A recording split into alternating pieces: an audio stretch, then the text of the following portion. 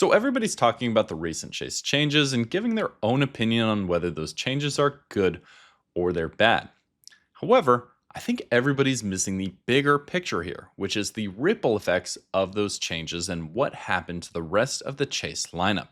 How this affects the Chase Trifecta, and even if it's worth getting any Chase credit cards at all in this current state. Now, Chase cards are uniquely interconnected, so one move can have a domino effect that brings the whole setup down. That's why in today's video, I want to focus on the ripple effect of those changes. I'm going to explain how the recent changes that Chase has made affect the world's most popular trifecta, the Chase Trifecta, and you'll hear about it in a way that's not really been talked about before. Second, I'm going to share with you how I look at the Chase Trifecta in today's day and age, compare it to 4 of the other most popular credit card setups, and give you my opinion on whether it still beats any of those out today. I think this video will change the way you look at Chase credit card strategy, so let's jump right on in.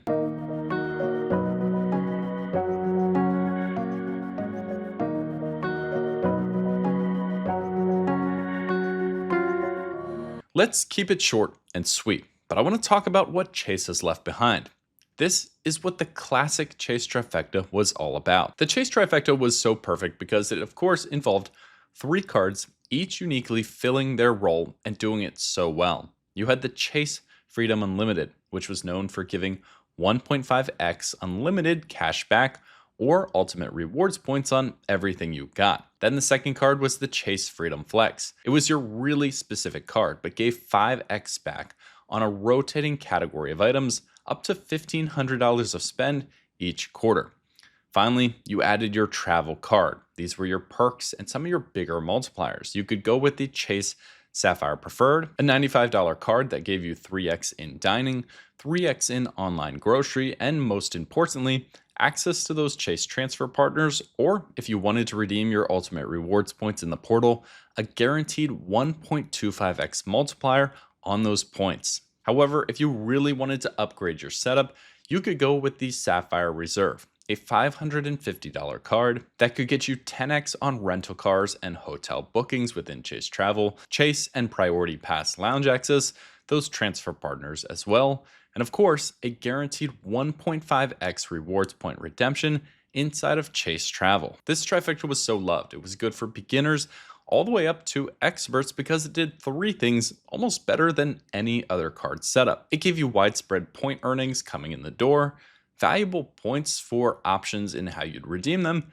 and it was all done at a reasonable cost with a top-end option of $550 or a mid-tier option that was still very powerful with the Sapphire Preferred at $95. And what made everybody feel good is that you were getting at least a great minimum value on your points as long as you plan to redeem them for travel. At the very least, if you spent everything on the Freedom Unlimited and only earned 1.5x coming in the door, and you paired that with the Sapphire Preferred, which could redeem at 1.25x in the portal, well, you were getting a guaranteed effective 1.875% back on every dollar you spent. That got even better if you swapped in the Sapphire Reserve, and at least you'd be guaranteed to earn 2.25% effectively on every dollar you spent. For most people, signed, sealed, and delivered. That's a great credit card setup, whether you're looking for international, domestic, beginner, all the way up to expert. However, there were 2 main changes made by Chase, which probably hurts the most, that chopped this credit card setup down at least a few levels in my eyes. Let's look at the first and most notable shoe to drop. Change number 1,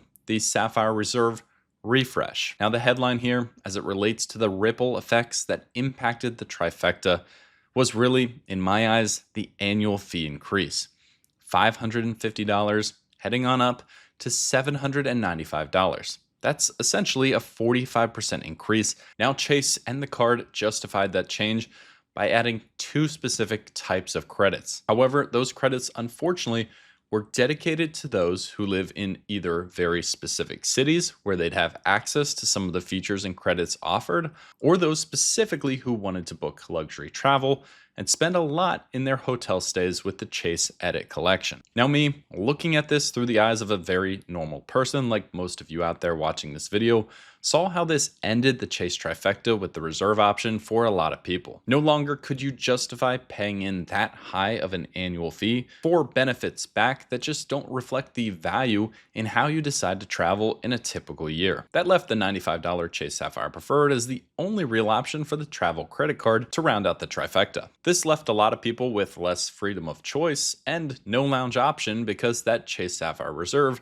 just isn't a feasible add into a lot of people's wallets. However, that change alone may not have been enough to kill the trifecta, but Chase swung again and made a fundamental shift to everything we used to know and love about earning ultimate rewards points. That, of course, was the introduction of Points Boost and the removal of guaranteed multipliers. Chase took away guaranteed multipliers. No longer would the Sapphire Preferred earn 1.25x, and the Sapphire Reserve earn a flat 1.5x in a guaranteed redemption value within Chase's travel portal. Those point earning rates that I talked about before, where you'd effectively earn at least 1.875 or 2.25 on your spend, well, those are completely gone. And that truly is a big punch for devaluing all of the points you're earning no matter what Chase card you're spending on. Now, here's how the Points Boost feature works that Chase decided to replace this with. First, their Points Boost guarantees for Sapphire Reserve cardholders a 2 cent per point redemption for edit properties. Now, edit properties are only accessible if you have a Sapphire Reserve card, but often these rooms are upwards of $500 to $600 a night at a minimum, and oftentimes can range over $1,000. For a lot of people, they're just not looking for properties in that high of a price range, even if they are getting a higher multiplier on their points to book them. Second, you'll get, as Chase states, up to 2 cents per point valuation on select hotels and flights as well. For Sapphire Preferred cardholders, these multipliers drop slightly. You can get up to 1.5x cent per point valuations on top hotels and flights, and for premium cabin flights, you can get up to 1.75x on those tickets. Chase says this allows your points to go further, making your splurge-worthy trips more attainable. However, in my real-world experience, the problem with the hotel points boost is that it only applies to some specific hotels. And it better be your lucky day, because oftentimes it doesn't line up with the date, the price range you're really looking to book at, and the location of the property you want to stay at. The flight's points boost is even worse. From what I've seen, it's only been offered on United Airlines flights, which may mean that United Airlines flights are dropped in price for the value you have to book at. But if United wasn't already the cheapest flight and best option for you to fly with, oftentimes, even with a points boost multiplier, you're paying more in ultimate rewards points to book a less ideal United flight than you could just book with any other airline that actually offers the best pricing and the best routes. So this is the demise of Chase credit cards and the Chase Trifecta. Let's recap what we've just learned. First, the Chase Trifecta got more restrictive than it ever has before, by effectively eliminating the Sapphire Reserve as a real consideration for people to use as that top-end travel card inside the trifecta. Second, your points are now worth way less when redeemed inside the portal.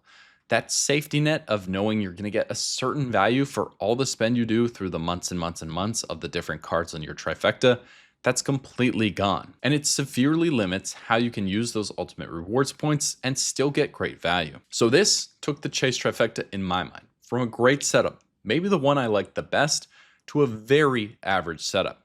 But how average has it fallen? That's why I want to take the finale of this video and stack the Chase Trifecta up against 4 of the most popular credit card setups to give you an honest take as to where I'd go right now if I was looking for my next lineup of credit cards, or even if I was starting from ground zero, where I'd begin today. I'll compare Chase to the Capital One Duo, the Amex Trifecta, the Citi Trifecta, and a nice combination that I like to recommend, the Amex Gold Card and the Capital One Venture X Duo. Let's start with comp number 1, the Chase Trifecta against the Capital One Duo. Capital One Duo is, of course, primarily the Venture X card at $395 and the Capital One Saver Rewards card, a free card to hold. I would not have said this 3 months ago, but in my opinion, the Capital One Duo has leapfrogged the Chase Trifecta. Here's why. First of all, the Duo is, of course, a 2-card setup. When I can recommend simplicity, I will always lean in that direction. Second, the Duo actually has a lower effective annual fee, When I look at the Capital One Venture X, even though it starts at $395, as we've said in so many videos before on this channel, it's actually a card that's really $0 to hold. The credits and benefits are so easy to get down to zero that you're basically paying nothing to hold the card and getting those premium travel benefits as icing on the cake. The Chase Trifecta, regardless of what version you decide to run, will cost you at least $95, or if you use the hotel credit on the Sapphire Preferred, $45 at a minimum to hold. Edge to the Capital One Duo. Finally, now that the Sapphire Reserve is just out of consideration for so many people, the Capital One Duo packs way more enticing benefits than the Chase Trifecta. At this point, the Chase Trifecta doesn't have a lot going for it if you run the Sapphire Preferred in terms of elite travel benefits. So, Capital One Duo trending up, Chase Trifecta trending down. What about the Chase Trifecta against the Amex Trifecta? The Amex Trifecta is commonly referred to as the Blue Business Plus, $0 annual fee business card, the Amex Gold Card at $325, your food and dining card, and your premium travel credit card, the Amex Platinum. Now, this is a tough conversation because of how different these trifectas are actually built and who they're meant for. There's a ton of variance inside of the Amex Trifecta. It can be incredibly powerful if used right and by the right person.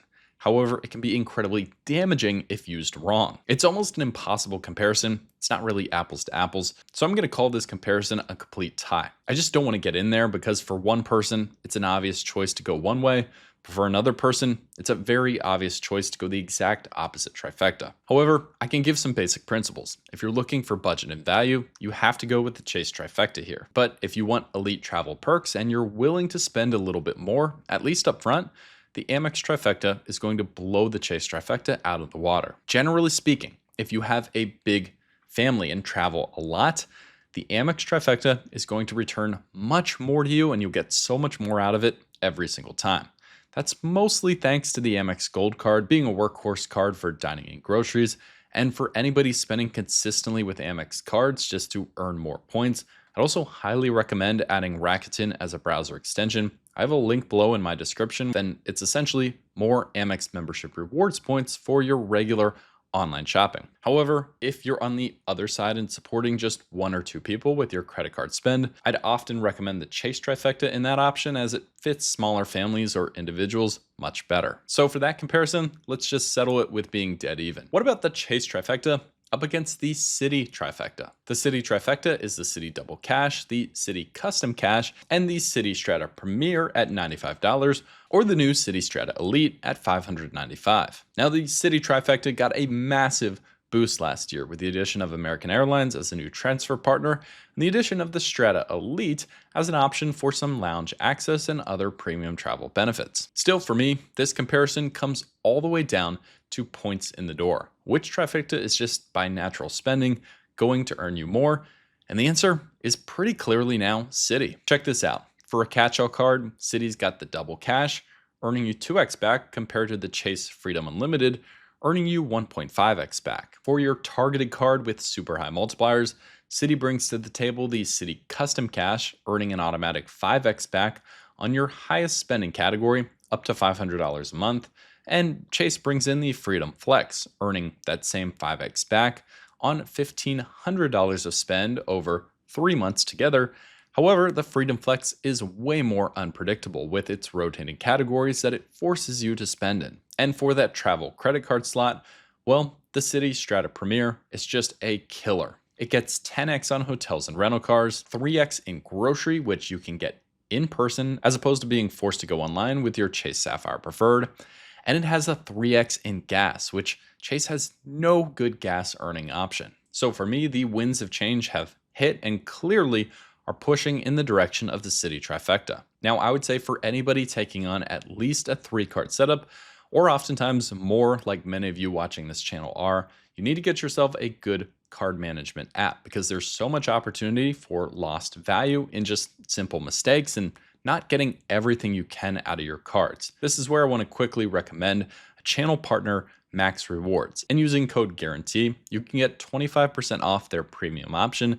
And that app will do all of your credit card optimization to make sure you're getting everything out of the credit cards that you choose. Now, finally, the Chase Trifecta is not performing well. But let's put it up against a last combination that I often see fans of this channel using and loving, which is the Amex Gold Card combined with the Venture X. The basic theory behind this setup is the Venture X has premium travel benefits and also is a great catch-all card, earning 2x back. The Gold Card works really well for food and dining and gives you another issuer's point currency in which to spend. Now, with Chase, you have great synergy. All of your points can be pooled in one spot and then used for concentrated redemptions of your choice.